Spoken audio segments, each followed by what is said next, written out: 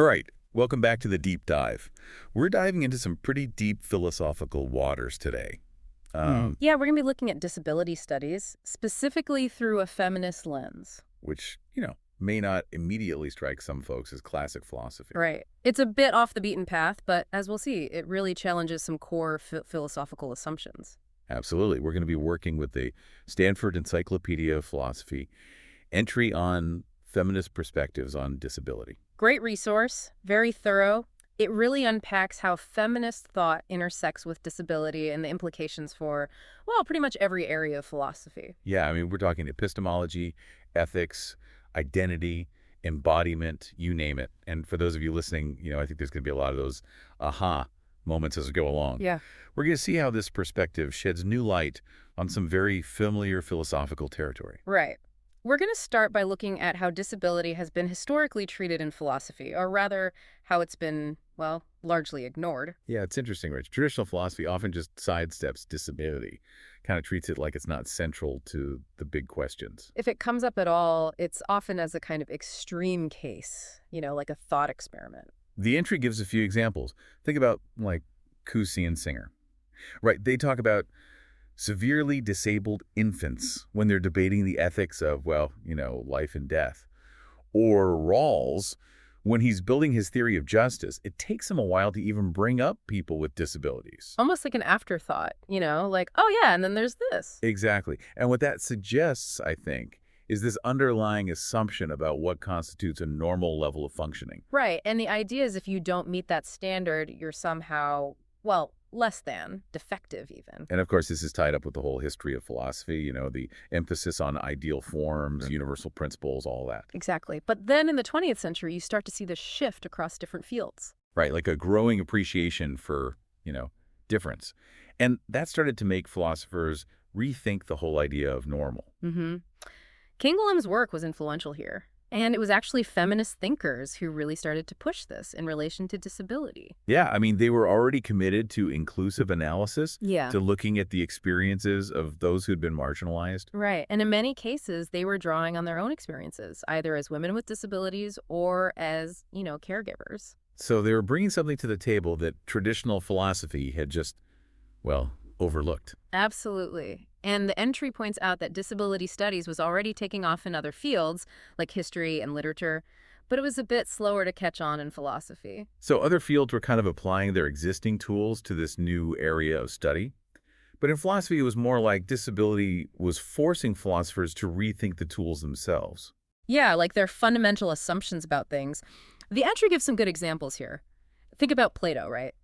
His focus on physical perfection, especially in his discussion about deformed infants. Or Hume, who was skeptical of testimony from people who were ill. And as we mentioned earlier, there's Rawls and how he initially treats justice for disabled individuals as kind of, well, a secondary issue. And even though Sen critiqued him on that and Becker offered a counterpoint, you can see how disability just didn't quite fit neatly into existing models. Yeah, it's like it was disrupting the existing category. Exactly. And so feminist philosophy, with its focus on, challenging assumptions and highlighting marginalized voices, really becomes this crucial space for taking disability seriously. Right. And what's fascinating is how those core aims of feminist philosophy, addressing women's experiences and critiquing exclusionary practices, naturally extend to disability as well. Yeah, because they're both about questioning those supposedly universal frameworks that erase difference. Right. Precisely. And feminist philosophers had already been pushing back against this idea that there's one universal woman's experience. They were pointing to the diversity of experiences among women. So that focus on difference on multiple perspectives really opened the door to considering the diverse realities of people with disabilities as well. Exactly.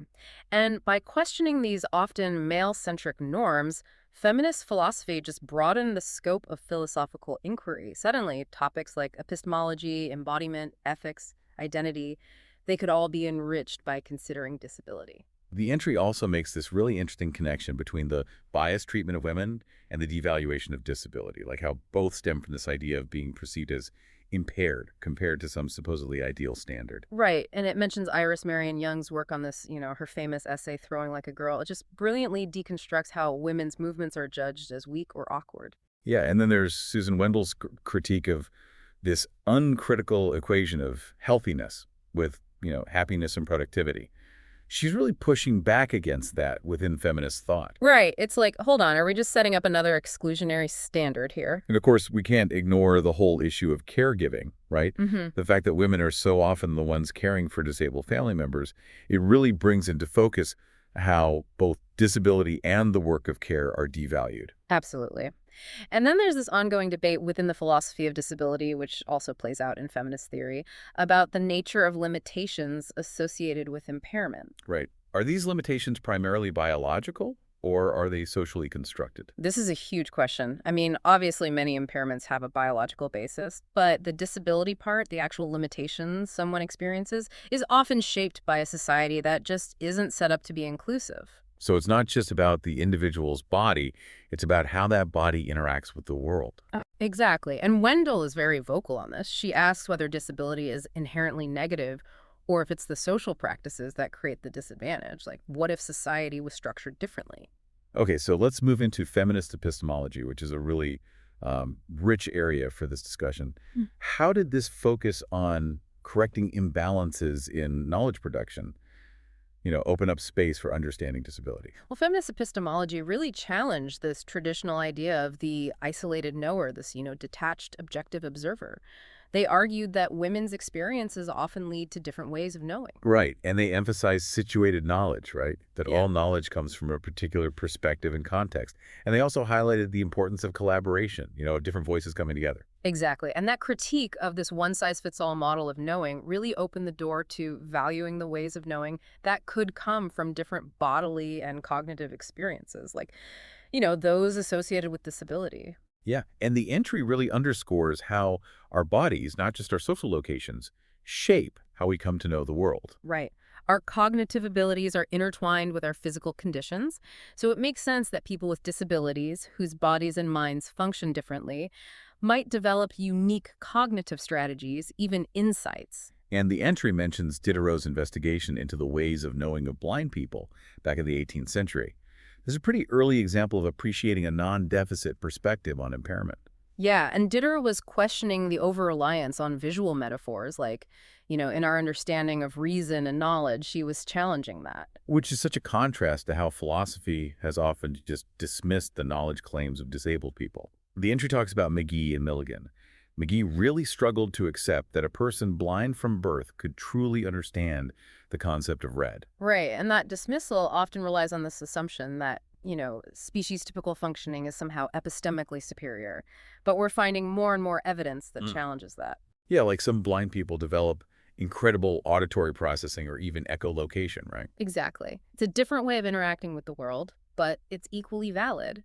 And then you have people with cognitive impairments who might have amazing abilities in certain areas. Like individuals with Down syndrome often have fantastic memories for concrete details. Or people with Williams syndrome, who often have really high social and emotional intelligence, sometimes amazing musicality as well. And even conditions that are sometimes diagnosed as psychoses can be associated with, incredible creativity and unique ways of seeing the world.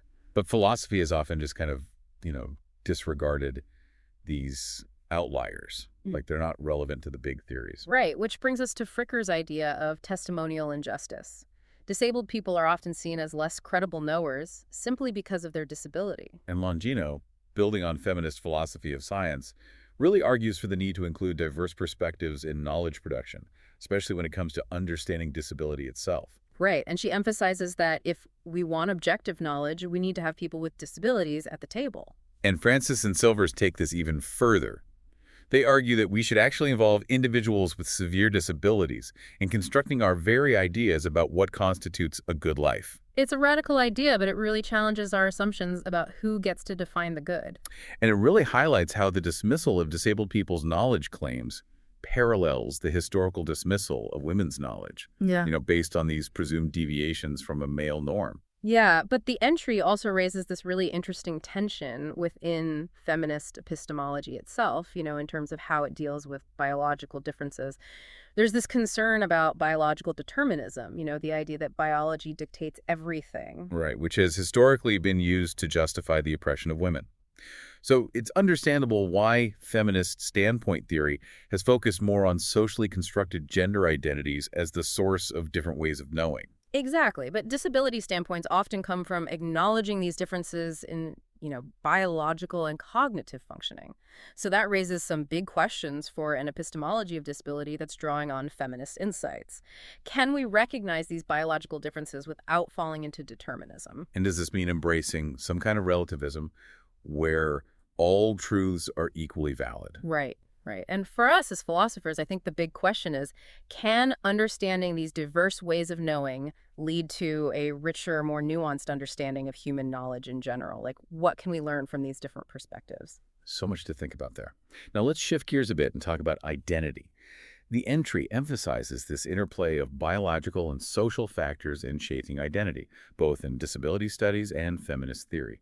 And it highlights the contributions feminist philosophers have made to our understanding of disability identity specifically. And one of the key takeaways here is the need to move beyond this idealized notion of a normal individual when we're thinking about disability identity.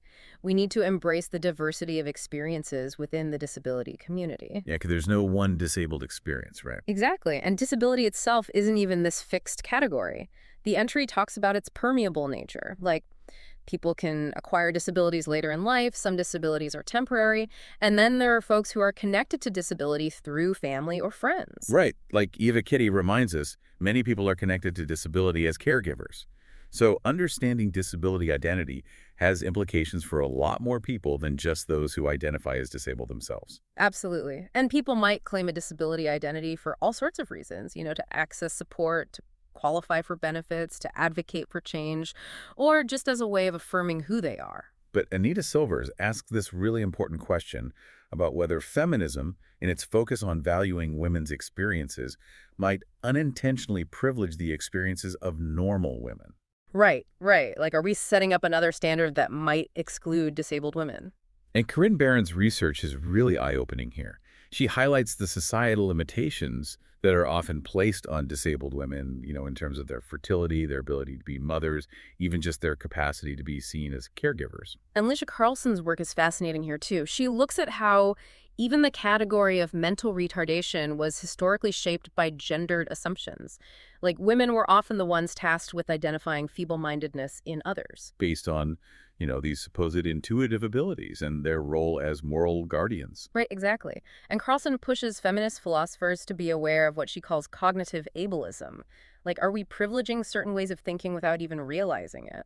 And then we have Eva Kitty's personal reflections on her daughter's intellectual disability, which are just so powerful. She really challenges us to think about how we define human worth, beyond intellectual capacity. And then there's the whole issue of acquired cognitive disabilities, like those resulting from head injuries. Lindemann and Davis talk about how these experiences can fundamentally change how someone sees themselves. Right. It can change their sense of their own mind, their identity, everything. And Davis also brings up invisible disabilities. Just because you don't see a disability doesn't mean it's not there. And she points out that people with invisible disabilities often have to constantly prove their limitations. Which is such an unfair burden. Yeah. Okay, so let's talk about embodiment. Feminist scholars have been really central in exploring how our biological and social experiences interact to shape how we understand our own bodies. The entry mentions Susan Sherwin's work on how the medical establishment has historically treated women's bodies as, inherently flawed or disabled. And that really parallels the medical treatment of disabled people throughout history. Early disability studies scholars, folks like UPIAS, Finkelstein, and Oliver, they offered this powerful critique of the medical model of disability. Right, which basically frames disability as a medical problem to be fixed. Yeah. And puts all the emphasis on the individual and their supposed deficiencies. Exactly. And that critique led to the development of the social model, which distinguishes between impairment, the actual biological or physical difference, and disability, the socially constructed barriers imposed by society.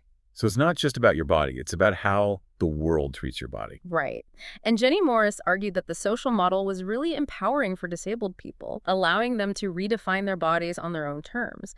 But then, as our understanding of sex and gender has become more nuanced, with the recognition of intersex and transgender experiences, that seemingly clear-cut distinction between natural and social has become more complicated. Right, like transgender individuals show that sometimes altering the body can be affirming, a way of aligning your physical self with your identity. So it's not always about just accepting bodies as they are. Yeah, and Judith Butler, in conversation with Sonara Taylor, offers this interesting take. She connects the social model to broader theories of embodiment and emphasizes how everyone relies on different forms of support. We're all interdependent in some ways, right? Exactly. And she links violence against disabled people to this anxiety about managing vulnerability, which is something we all experience, but society tries to control, especially in the case of disability. But Catherine Abrams brings up this practical challenge. She points out that the social model, which emphasizes social construction, can clash with the legal system, which often relies on fixed biological categories. Right, and that can create problems for anti-discrimination legislation, like the ADA. And Susan Wendell offers another really important critique, focusing on what she sees as masculinist influences in the standard social model.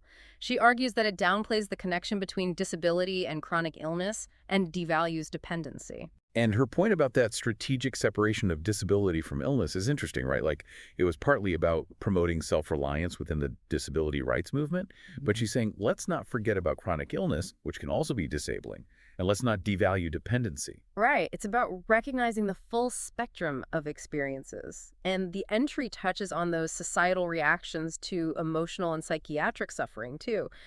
Andrea Nicky argues that emotions like anger, which are often seen as negative, can actually have moral value for some neurodivergent individuals. And that leads to the concept of disruptive embodiment, right? Yeah. Where ways of functioning that are perceived as negative or atypical can lead to stigma. Exactly. And that stigma can extend even to people who are otherwise healthy or who just have a genetic predisposition for a certain condition. But as Claire argues, these different ways of being can offer us valuable insights into human experience and what it means to be a person. It's all about expanding our understanding of what's possible.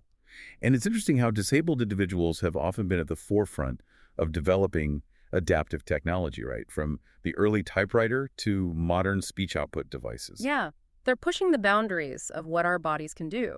And Alison Kafer critiques ecofeminism for this nature-artifice dualism, arguing that it doesn't account for the lived experience of people with disabilities who rely on technology as extensions of themselves. Right. It's not about separating the natural from the artificial. It's about recognizing how they're intertwined. And then there are the controversies surrounding disabled athletes with prostheses, like the case of PGA v. Martin and the Oscar Pistorius case. These cases expose our assumptions about normal embodiment and raise questions about what constitutes an unfair advantage in competitive sports. Like, what happens when assistive devices allow someone to exceed expectations? It's fascinating stuff, and it ties into feminist critiques of applying purely competitive models to social justice issues. Feminist theories of justice, like those of Young and Nussbaum, emphasize interdependence and care.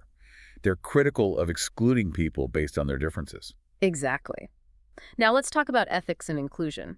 The entry starts by pointing out the experience of social exclusion that so many people with disabilities face. Yeah, and that pattern of exclusion is something we see again and again throughout history, right?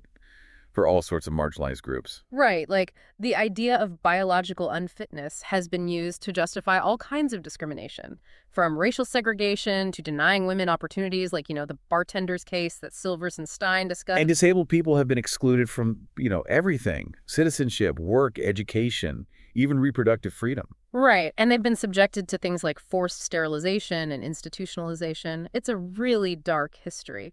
And the entry talks about how feminist philosophers were really critical of traditional ethical and political theories for not adequately addressing this exclusion. Putnam, for instance, was critical of Rawls for initially leaving out people with disabilities from his theory of justice. Yeah, like they weren't even part of the original picture.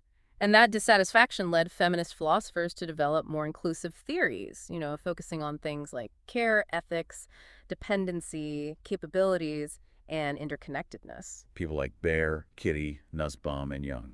Really important thinkers. And when it comes to addressing the exclusion of disabled people, the entry highlights two main approaches: procedural justice and distributive justice. So procedural justice is all about creating fair processes, right?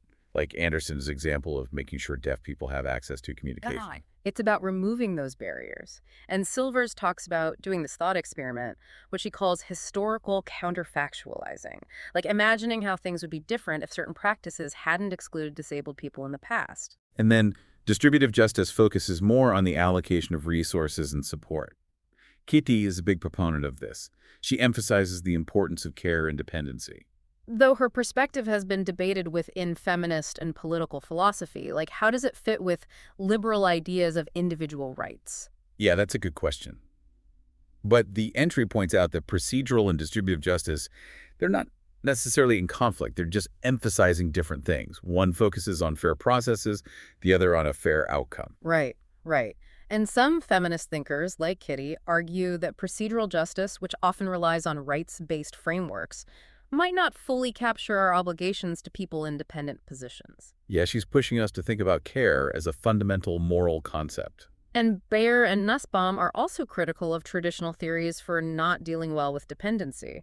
Nussbaum is famous for her critique of social contract theory, that classic idea of individuals coming together to form a society based on self-interest. Right, she says it just ignores the reality of human dependency. Exactly. And Silvers and Francis, building on Bayer's work on trust, argue that trust might be a better foundation for ethical relationships, especially those that are asymmetrical, where one person has more power or needs more support. So moving away from that contract model to something more relational. Right. Okay, so let's touch on the practical implications of all this, especially in caregiving and bioethics. The entry notes that there's been some productive collaboration between feminist philosophy and disability theory, but there are definitely areas of tension as well. Yeah, especially when it comes to women's autonomy, and reproductive rights. Like sometimes exercising those freedoms can raise questions about their potential impact on disabled people. Right. And in caregiving, that disproportionate burden placed on women, it's a major concern for feminist philosophers. Caregiving can be meaningful, but it can also be really restrictive and disadvantageous if it's not recognized and supported. Absolutely. And we need collaboration between feminist and disability scholars to really address the ethical complexities of caregiving relationships, especially when it comes to power dynamics and how to ensure that both the caregiver and the person being cared for are treated with respect. Right. Nussbaum talks about the need to protect the self-respect of dependents without, exploiting caregivers. And Morris argues for removing those assumptions about norm-made embodiment in care ethics. We also need to recognize the experiences of disabled people who are caregivers for themselves. Yeah, absolutely. And then in bioethics, while feminist bioethics started out focused on women's bodily autonomy, that focus has sometimes created tensions with disability perspectives. Like some feminist bioethicists have argued for pregnancy termination based on the possibility of having a child with a disability. Right. And those debates about baby doe laws, where parents have to decide about life-saving treatment for disabled newborns, they highlight these really complex ethical issues. Yeah. And Adrienne Ashton makes this important distinction between, the right to terminate a pregnancy and the moral implications of ending a newborn's life. She's really pushing us to think about the equal moral status of disabled individuals. And there's this strong pushback from disability scholars against this idea that disability automatically equals a life not worth living. They argue that that assumption comes from stigma and lack of support. And to terminate a pregnancy based solely on potential impairment, it risks reducing that whole person to just their disability. And Carlson reminds us that feminists need to be careful not to endorse social valuations that devalue disability. Like, she draws a parallel to the eugenics movement. Right, exactly. And Ash points out this inconsistency, in denying reproductive technologies to some disabled women because of the potential for a sad or bad life, while condemning the abortion of female fetuses even in really difficult circumstances. So much to unpack there. So, to wrap up, I think it's safe to say that looking at disability through a feminist lens has really transformed philosophical inquiry. We've seen how disability, which has often been marginalized, has been brought into focus by feminist thinkers. And that's challenged our assumptions about everything from knowledge and identity to ethics and justice. Right. And hopefully this has given you, our listener, some things to think about, like those aha moments where you see the limitations of seemingly universal theories when they fail to account for the experiences of disabled individuals. Exactly. And regardless of what area of philosophy you're interested in, whether it's, epistemology or ethics or political philosophy, engaging with feminist perspectives on disability can really change how you approach your work. It can help you develop more inclusive frameworks for understanding what it means to be human. Right. And that leads to a big question for all of us as philosophers. What would a truly inclusive philosophy look like? How would it change our understanding of things like human value and social justice? And if we acknowledge that some of our traditional philosophical benchmarks have excluded certain groups, like people with disabilities, then what other blind spots might we have? What are we still missing? Great questions. Yeah. We encourage you to explore the work of the philosophers we've talked about today and to delve deeper into disability studies. Thanks for joining us for this deep dive. Absolutely. Thanks for listening.